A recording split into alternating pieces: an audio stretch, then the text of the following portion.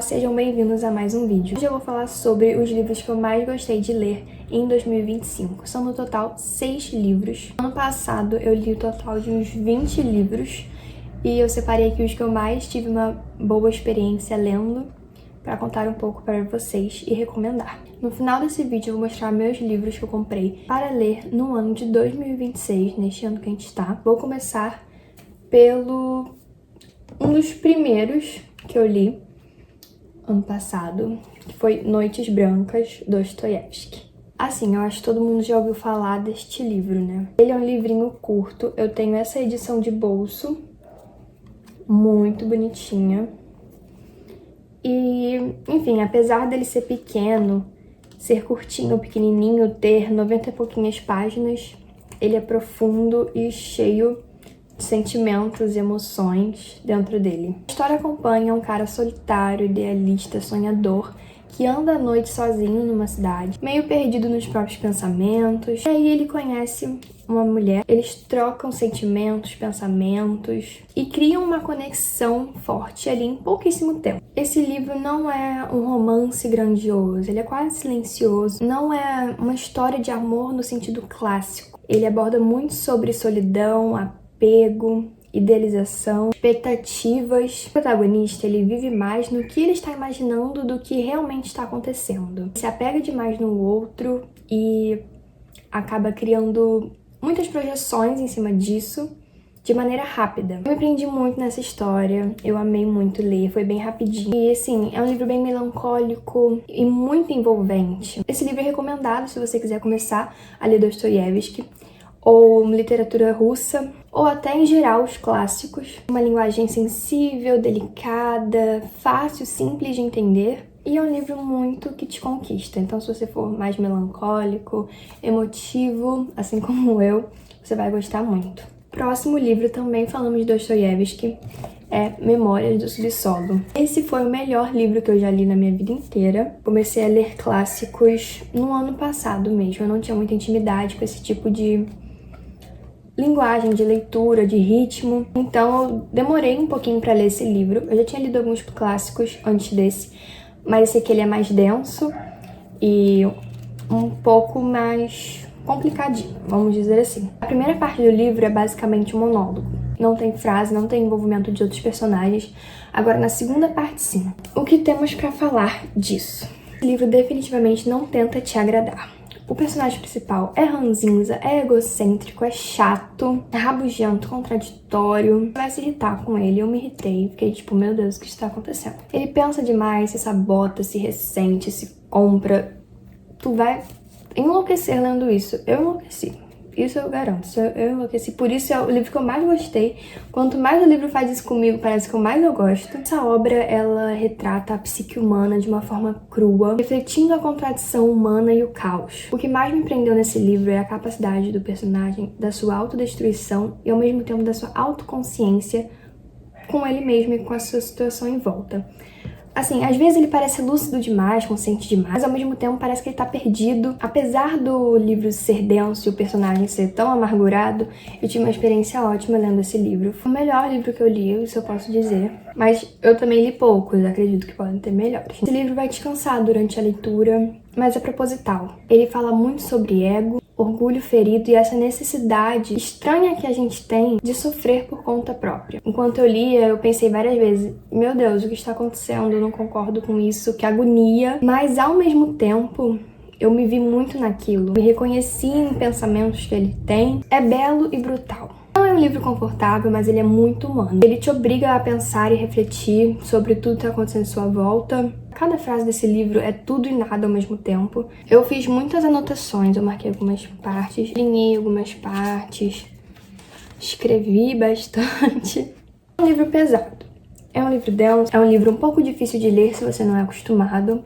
Pra mim, que eu não tinha lido tantos, ainda não estava tão acostumada, foi um pouco complicado, mas é entendível, não é surreal também. E o próximo é Carta ao Pai, de Franz Kafka.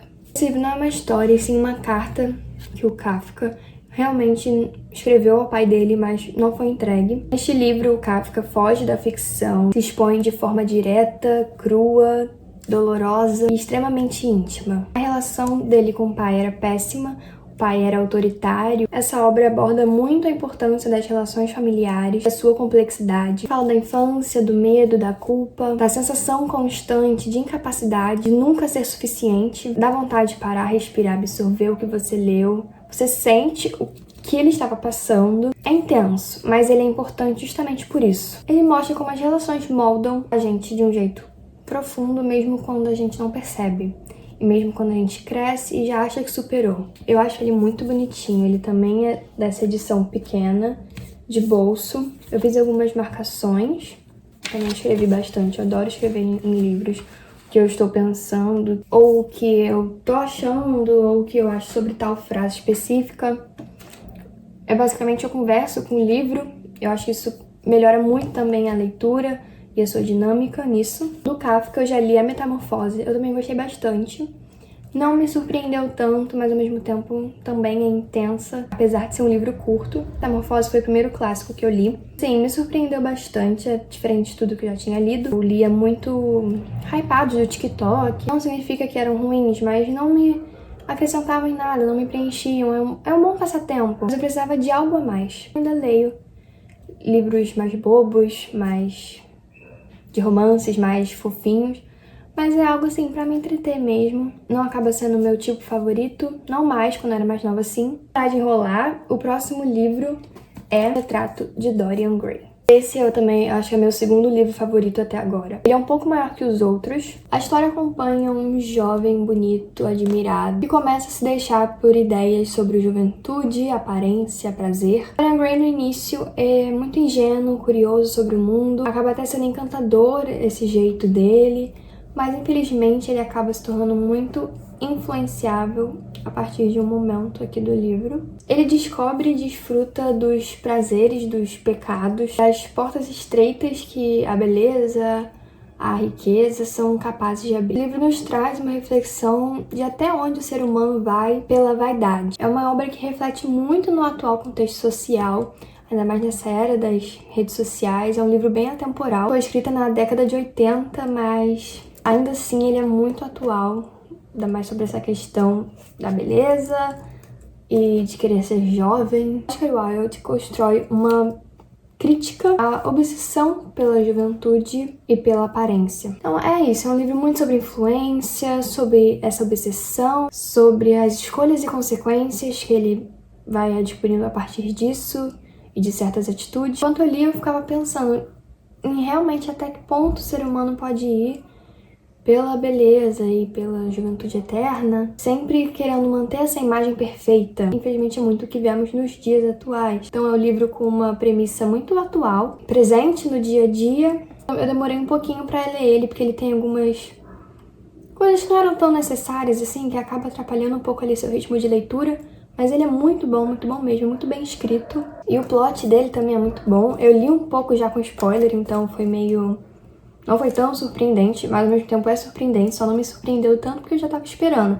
Se você ler sem nada de spoiler, é um pouco complicado porque ele é bem antigo e conhecido, mas vai ser uma experiência melhor. O próximo livro é O Grande Gatsby. Ele também segue um pouco nessa linha de obsessão por coisas mais fúteis. Passa nos anos 20 e ele acompanha Nick, que é o narrador. Ele vai morar perto da casa de um vizinho super misterioso, ninguém conhece muito sobre ele, que no caso é o Gatsby. Ele é conhecido pelas festas enormes e chiques que ele fazia, por esse estilo de vida luxuoso dele. A crítica dessa história é essa obsessão pela riqueza, por dinheiro, aparência também. O livro questiona o famoso sonho americano. Mostra como ele pode ser muito ilusório na maioria das vezes, principalmente quando tudo é baseado em apenas status, ambição, imagem. Então, ao longo da história, o Nick vai se aproximando de Gatsby, esse universo de festas, luxo, relações bem superficiais, e começa a perceber todo aquele brilho, toda aquela grandiosidade esconde conflitos bem mais profundos. Gatsby, ele aparece como alguém totalmente movido por uma ideia fixa do passado, que ele ainda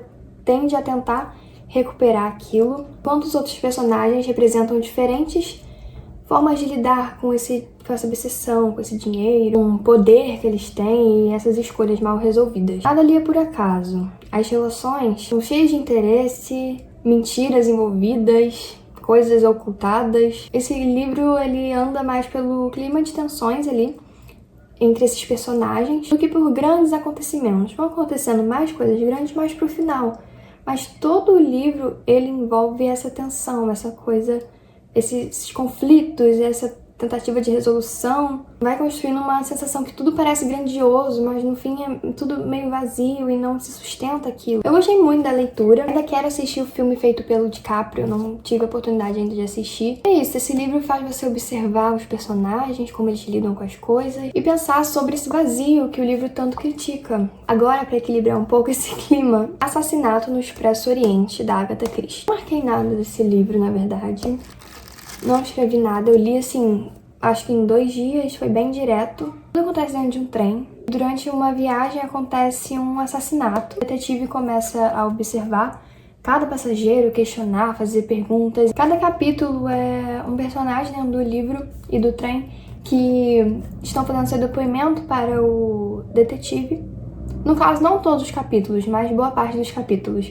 E depois eles fazem um resumo desses depoimentos para descobrir quem matou, o que aconteceu, como foi o decorrer disso. Porque aconteceu numa noite o crime, então não tinha muitas pessoas acordadas, então... É bem legal, isso me entreteu muito, eu nunca tinha lido coisa parecida. Muito leve a leitura, e a gente fica naquela, né, querendo desvendar esse quebra-cabeça junto com o detetive, com os personagens, e tentando acertar quem matou, como que aconteceu. É um mistério que entretém. Basicamente isso, também te faz pensar. Muito bom, bem levinho, eu li em pouquíssimos dias. Muito bom pra equilibrar e eu gostei bastante da escrita da Agatha Christie. Me causou uma boa tensão esse livro e foi muito legal acompanhar essa história. Agora, antes de terminar, eu vou mostrar os meus livros que eu vou ler no ano de 2026, que eu tenho aqui até agora. Vou começar com os que eu ganhei de Natal do meu namorado. Foram 3 livros, na verdade são 4, só que ainda não chegou um. Eu que escolhi os livros, na verdade. O primeiro é do Schopenhauer, que é sobre como lidar com si mesmo. Consigo mesmo, perdão. Ele é bem pequenininho, bem fininho. Todos são bem pequenininhos. O próximo é Sociedade do Cansaço. Eu não sei falar isso, não. Eu não sei falar o nome desse autor, mas é isso, é oriental, isso que eu sei. O próximo é Sêneca, sobre a brevidade da vida e sobre a firmeza do sábio. São 2 textos distintos, mas no mesmo livro.